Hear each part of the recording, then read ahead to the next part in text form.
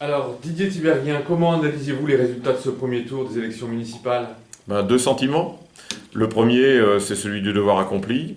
Nous sommes en tête, 10 points d'avance sur le second, sur un premier tour avec 4 listes, dont 2 listes de droite. Je crois qu'on peut être satisfait de ce résultat. Deuxième sentiment, c'est qu'au niveau national, il y a un impact important. Je crois qu'on a sous-estimé l'impact de la politique nationale dans ces élections locales. Donc on perd évidemment tous les partis de gauche, on perd beaucoup, surtout le Parti socialiste. Mais je rappelle qu'on est une liste de large ouverture, et donc ça a dû bien compenser cela, aidé par le bilan que nous avons au cours de ces 6 dernières années. Alors, finalement, pour ce deuxième tour, les Hasbrouckois auront le choix dans le cadre d'une triangulaire, alors que tout laissait penser au soir du premier tour que c'est une quadrangulaire qui allait se proposer aux électeurs hasbrouckois. Comment est-ce que vous analysez cette situation?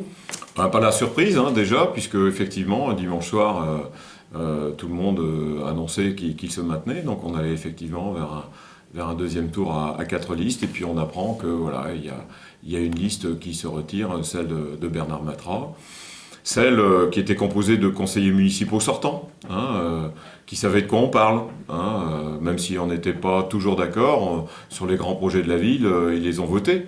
Je rappelle que ce sont des gens qui ont voté le cinéma, qui ont voté l'école de musique, qui ont voté l'école de la petite enfance, qui ont voté plein d'améliorations des services publics.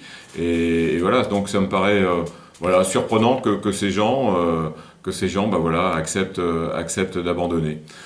Ils abandonnent sans doute qu'il doit y avoir des problèmes entre les personnes des deux équipes, entre l'équipe de M. Debacker et l'équipe de M. Matras. Sans doute qu'ils s'y retrouvent pas, sans doute qu'ils n'ont pas la même conception des choses. Et voilà, donc ils se retirent. C'est comme ça, on va se retrouver face à une équipe qui n'a aucune expérience municipale. Il faut que les Hasbrouckois s'en souviennent. Alors, à votre avis, dimanche prochain, qu'est-ce qui sera déterminant dans le choix des Hasbrouckois qui auront dans leur réflexion plusieurs éléments pour choisir le futur maire d'Hasbrook? Moi, je pense que ce qui sera déterminant, c'est l'élection sur la ville d'Hasbrook. Le choix doit se porter en fonction de ce que les Hasbrouckoises et les Hasbrouckois veulent de leur ville. Avec Jean-Pierre Lossery, on a un bilan des 6 dernières années dont on peut être fier.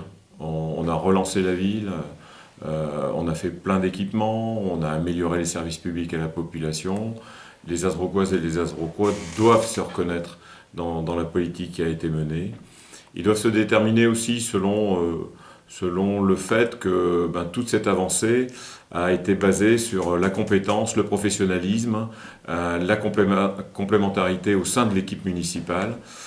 Nous avons une équipe soudée, équilibrée, compétente, disponible, motivée.